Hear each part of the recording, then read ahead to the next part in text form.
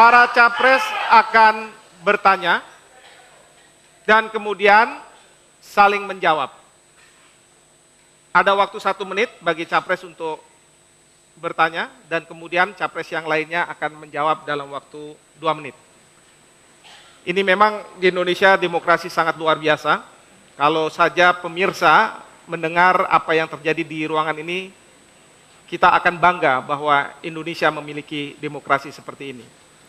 Dan di Indonesia juga para calon presiden bisa saling bertanya dan kemudian saling memberikan penjelasan. Baik, saya akan memulai dari Pak Joko Widodo untuk menyampaikan pertanyaan dalam waktu 1 menit kepada Pak Prabowo. Saya persilakan Pak Joko. Bapak Prabowo, Bapak sering mengatakan mengenai pentingnya perubahan dan soal perubahan. Pertanyaan saya, bagian yang mana dari kebijakan luar negeri pemerintah sekarang yang harus diubah? Terima kasih. Baik, terima kasih Saudara Joko Widodo. Saya sering bicara perubahan, tetapi kalau yang tidak perlu dirubah, ya tidak usah dirubah. Jadi kebetulan di bidang politik luar negeri, saya melihat bahwa politik luar negeri Indonesia sekarang di bawah pemerintah SBY sudah dalam jalur yang benar. 1000 kawan terlalu sedikit, 1 lawan terlalu banyak. Jadi kalau yang sudah baik, untuk apa dirubah? Jadi jangan salah arti, saya ingin mengusung perubahan pada bidang dan sektor di mana perlu ada perubahan. Kalau ada kekurangan kita perbaiki. Kalau sudah baik, untuk apa kita perbaiki? Kalau sudah baik kita pertahankan, kita teruskan. Jadi kebetulan harus diakui bahwa dalam hal politik luar negeri, ya pemerintah SBY saya kira cukup menonjol, cukup diakui. Ya, itu salah satu prestasi beliau. 10 tahun membawa stabilitas, perdamaian, ya, dan hal ini jangan dianggap remeh. Perdamaian jangan dianggap remeh. Kita lihat tiap malam di televisi, di Timur Tengah, di mana-mana negara lain penuh perang saudara dan kekacauan. Ya, kalau ada sekarang pemerintah yang punya politik yang benar, politik yang benar, saya yang pertama mengakui, saya tidak minta perubahan asal perubahan. Ya, itu mungkin salah pengertian Pak Joko Widodo. Saya ingin yang baik kita pertahankan. Kalau bisa kita tingkatkan. Jadi good neighbor policy, stabilitas dan perdamaian untuk Indonesia. Baik, terima kasih Pak Prabowo. Sekarang giliran Pak Prabowo untuk menyampaikan pertanyaan kepada Pak Joko Widodo. Saya persilakan Pak. Pak Joko Widodo, bagaimana pendapat Bapak tentang peran Indonesia dalam WTO, World Trade Organization, Organisasi Perdagangan Dunia? Apakah kita merasa manfaat atau menurut Bapak jalan ke depan bagaimana? Terima kasih. Terima kasih Pak Prabowo. Saya persilahkan Pak Joko Widodo, 2 menit dari sekarang. Terima kasih. Kita ikut di WTO memang ada plus minusnya. Dalam hal perdagangan, baik waktu kita masuk ke barang-barang kita masuk ke sebuah negara, ada tarif dan non tarif, ada barier juga di sana. Oleh sebab itu, kalau kita tidak ikut di dalam WTO, barang-barang kita juga akan sulit untuk masuk ke sebuah negara. Dan menurut saya, kita ikut WTO akan untung asal kita punya produktivitas, kita punya daya saing, dan barang-barang kita kompetitif di pasar dunia. Sehingga kita bisa masuk ke semua negara. Bisa masuk ke semua negara. Oleh sebab itu, pentingnya kita memperkuat produktivitas dan daya saing itu.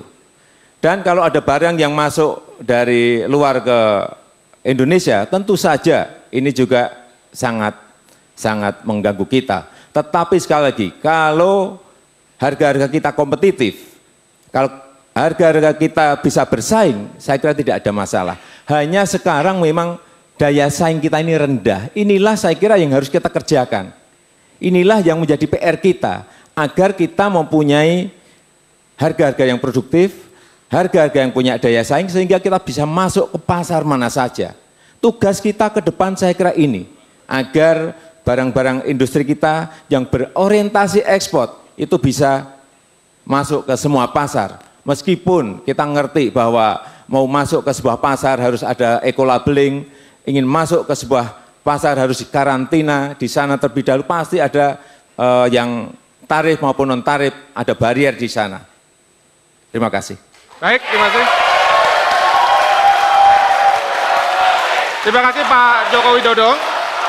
Selanjutnya saya persilakan Pak Joko Widodo untuk menyampaikan pertanyaan kepada Pak Prabowo Subianto. Saya persilakan.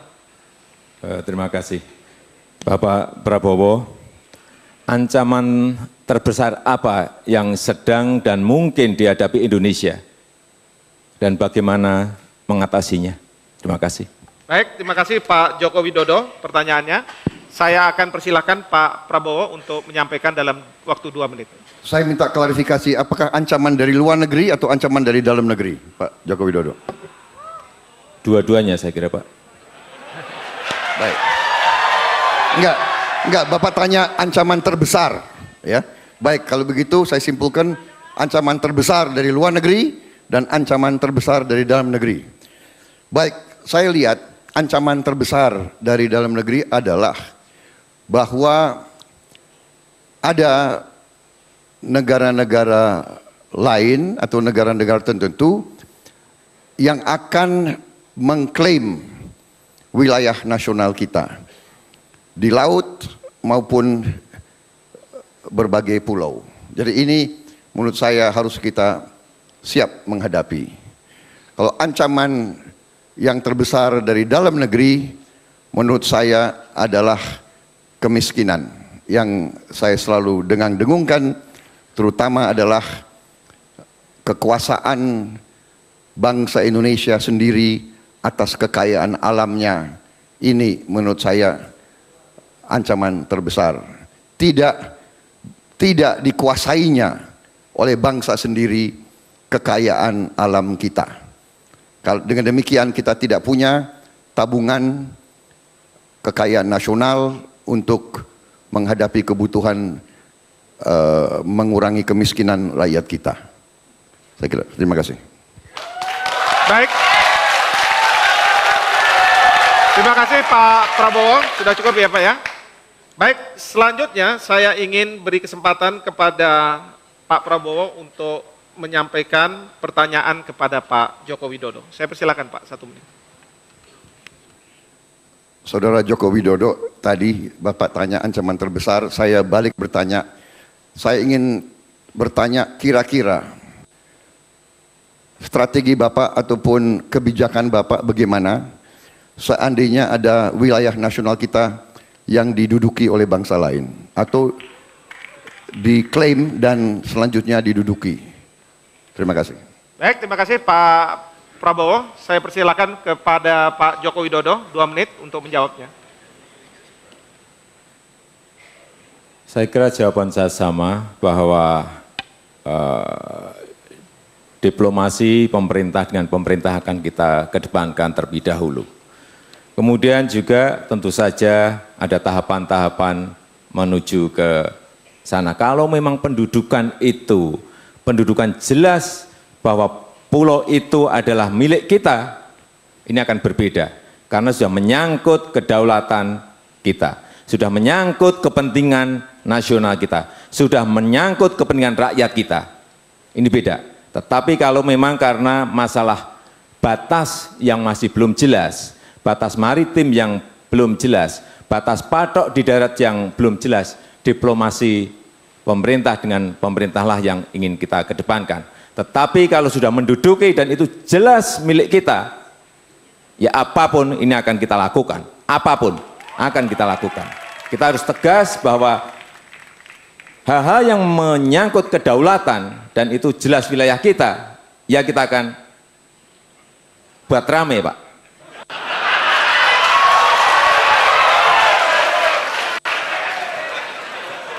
Enggak, karena jangan dipikir saya tidak bisa tegas. Karena tegas menurut saya adalah berani memutuskan dan berani mengambil risiko. Risiko itulah yang akan saya ambil sebagai pimpinan nasional. Kalau memang betul-betul mereka menduduki wilayah yang merupakan kedaulatan kita. Apapun akan saya pertaruhkan. Terima kasih. Terima kasih Pak Joko Widodo. Tadi ada kata-kata tegas, Pak Prabowo juga. Kalau boleh tegas, boleh senyum ya Pak ya. Terima kasih, senyum penting juga. Para pemirsa sekalian, kita sudah menyelesaikan segmen keempat. Dan kita harus tunggu ke segmen berikutnya, yaitu segmen kelima, di mana para calon presiden akan bertanya, kemudian yang lainnya akan memberikan jawaban, lalu ditanggapi oleh calon presiden berikutnya, dan kemudian ditanggapi lagi. Dan ini akan menurut saya semakin seru. Oleh karena itu, jangan kemana-mana, tunggu pesan berikut ini.